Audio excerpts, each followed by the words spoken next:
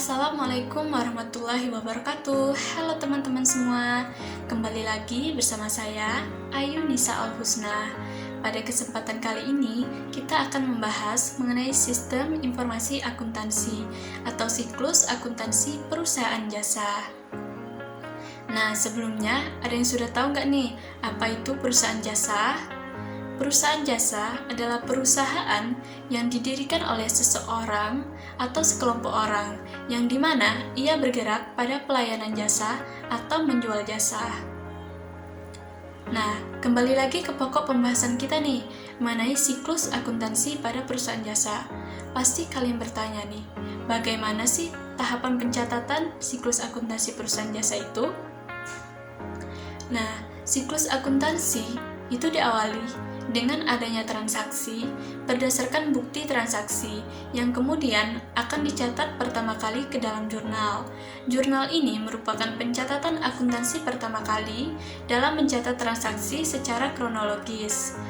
Kemudian, informasi yang terdapat dalam jurnal akan diposting ke dalam buku besar atau yang kita sebut dengan tahap pengklasifikasian.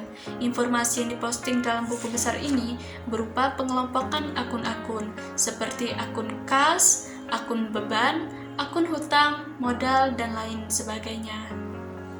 Kemudian setelah informasi dalam jurnal diposting ke dalam buku besarnya masing-masing, maka langkah selanjutnya kita harus menghitung saldo pada setiap akun pada akhir periodenya. Kemudian disusun dalam suatu daftar yang kita sebut dengan neraca saldo. Nah, dalam neraca saldo ini akan ada nih akun-akun yang belum menunjukkan nilai sebenarnya. Maka dari itu akan dilakukan penyesuaian.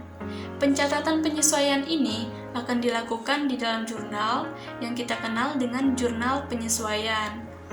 Kemudian, informasi dalam jurnal penyesuaian ini akan diposting lagi ke dalam buku besar dan otomatis dan tentunya akan menimbulkan akun-akun baru setelah dilakukannya penyesuaian itu. Maka langkah selanjutnya kita harus menghitung kembali saldo pada akun pada akhir periode di dalam neraca saldo setelah penyesuaian. Setelah kita memiliki neraca saldo setelah penyesuaian, maka barulah kita akan menyusun laporan keuangan nih. Laporan keuangan yang pertama kali disusun adalah laporan laba rugi. Dari laporan laba rugi ini, kita akan memperoleh informasi apakah perusahaan itu akan mengalami laba atau mengalami rugi. Laba atau rugi ini akan memengaruhi saldo laba pada laporan perubahan ekuitas. Setelah dilakukannya laporan laba rugi, langkah selanjutnya kita menyusun laporan perubahan ekuitas nih. Nah, ada nggak sih yang tahu kenapa laporan perubahan ekuitas ini disusun setelah laporan laba rugi? Nah, hal ini dikarenakan kita membutuhkan informasi mengenai suatu perusahaan itu, apakah dia mengalami laba atau rugi. Nah, laba atau rugi ini akan memengaruhi saldo laba pada perubahan ekuitas. Maka, hasil dari perubahan ekuitas ini adalah posisi saldo akhir ekuitas perusahaan. Posisi saldo akhir pada ekuitas perusahaan ini akan dimasukkan nih ke dalam laporan posisi keuangan. Kemudian akan dibuat atau disusun ke dalam laporan arus kas dan catatan atas laporan keuangan. Nah, pada akhir periode akan dilakukan jurnal penutup. Kenapa? Karena hal ini akan menutup akun-akun nominal atau menolkan akun-akun nominal. Nah, apa sih contoh dari akun-akun nominal itu? Akun-akun nominal itu merupakan akun kelompok pendapatan, beban, dan dividen. Kenapa sih akun nominal ini harus ditutup?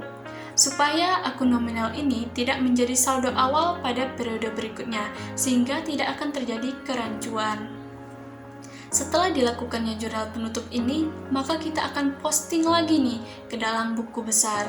Kemudian menghitung kembali saldo pada setiap akun pada akhir periodenya ke dalam neraca saldo setelah penyesuaian. Neraca saldo setelah penutupan. Nah, pada neraca saldo setelah penutupan ini akan hanya ada akun-akun real. Apa sih contoh dari akun real itu? Akun real ini merupakan akun kelompok aset, liabilitas, dan ekuitas kecuali dividen. Nah, itu adalah penjelasan singkat dari saya mengenai siklus akuntansi perusahaan jasa. Lebih dan kurang saya mohon maaf. Saya akhiri, wassalamualaikum warahmatullahi wabarakatuh. See you guys.